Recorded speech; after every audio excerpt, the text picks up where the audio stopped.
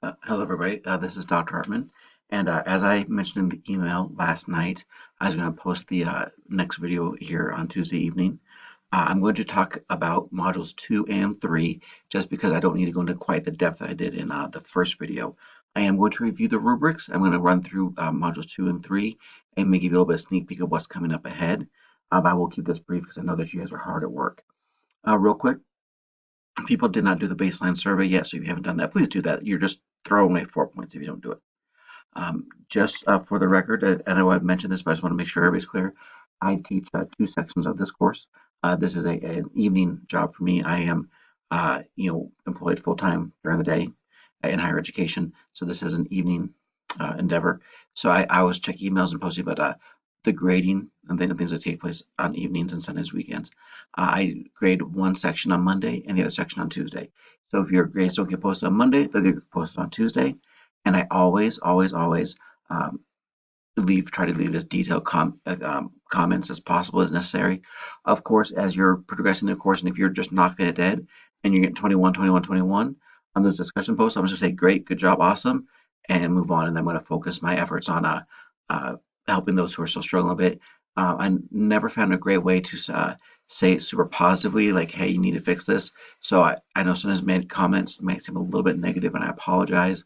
It's not my intention. I just am not the smoothest writer.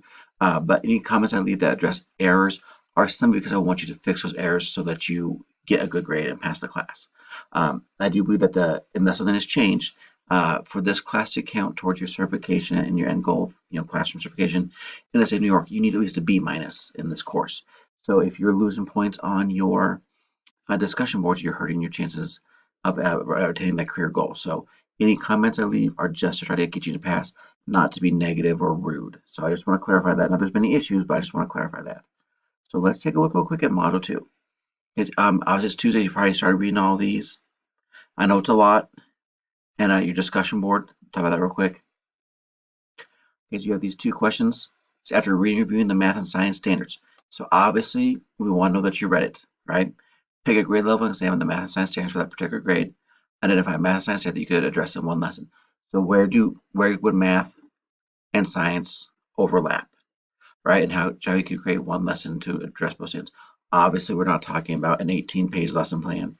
We're talking about, one or 2 things where you could do, some math, some science in the same lesson, a brief overview, tell us what you're doing. That shows us that you've been reading.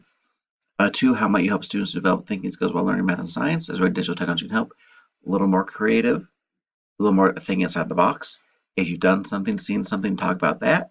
If you want to relate something you've done in the past or something you saw, and instead of how might you, but what have you done or what have you seen, that's fine. And if there's a way that you use a digital technology, any sort of app or anything else, talk about that. If it didn't, just say it didn't, but maybe here's a way that it could, and you'll be okay. Now let's jump back real quick. I want to mention one thing. Real quick, the submit module students are supposed to turn in. The turning in is the plagiarism checker. Okay, so all you're looking at is it tells me if there's too many sentences, and not words, like the and hello, but if there's sentences on yours that match the sentences in other students' posts, not just from this semester, but they've been submitted through Turnitin through Toro. So let's know that if you're cheating. Now, obviously, the one thing I look at very carefully is if it's a high number and I see, well, is there quotes? You are very highly likely to quote the same things as other people, and I ignore those because you're quoting. As long as you give the proper citation, then quoting the same thing as somebody else, that's fine because you're doing the same readings. So let's talk real quick about Module 3. Again, you'll have quite a bit to do for reading, so you don't want to get to that as quickly as possible. Now let's talk about your discussion board module. Right, number 1, what are the big ideas or focal points in mathematics streams in grades 1 to 3? So it's focused there. Again, this is what did you read? Make sure you're right. We know that you're reading, not just pretending to read. And what real world experience could a teacher use to engage students in discussion and understanding math operations? Again, if you're not a teacher yet, but you still know what real world experiences are out there because we're all out in the real world. And you can focus on what, if you're in the classroom now as an assistant or as a teacher, if your children, your grandchildren, your niece, your nephew, your neighbor's kids, whatever, Or just rethink, what do you think you might do as a teacher that would do that? So you need to talk about teaching. Question one is, did you read? Question two is teaching in the classroom, kids in the room.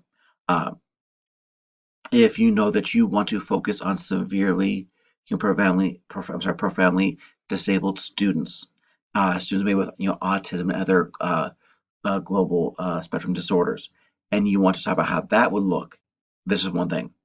Uh, if you want to do that, that's fine. It's going to look a lot different than a classroom of 25 other non-disabled peers. So if you want to go that route, go that route. Now, just real quick, I'm going to jump back and I'm going to wrap this video up in just a second. Your next big assignment, we're going to scroll down a little bit here. Let me get my screen load. You're in Module 5, we're going to start talking about your big end of the semester big project. So if you have a chance, if you want to start looking ahead at some of this stuff here and looking over some of this and get an idea, I certainly would recommend it. I will spend a good amount of time. I'll actually start in Module 4 and start talking about Module 5, and there'll be a 15-minute long video where I go really in depth. So just kind of give you a little heads up that that's coming out a few weeks down the way. If you do get a chance to take a peek ahead, that's going to benefit you. All right, guys, thank you for your time. I hope this video helps. Remember, just kind of focus on the rubric. Actually, I'm going to pause myself. I do apologize. I want to go back here. I should have done this sooner. Let's look at this rubric, because some people did not follow the rubric. It always happens. The biggest thing, at least 3 different days. We want to make sure that you're not just doing your discussion posts and leaving. Get the initial post up right away. All right, your initial post quality, cite 3 points, right? Show that you're actually reading. This is the big one. Number 3, questions posed.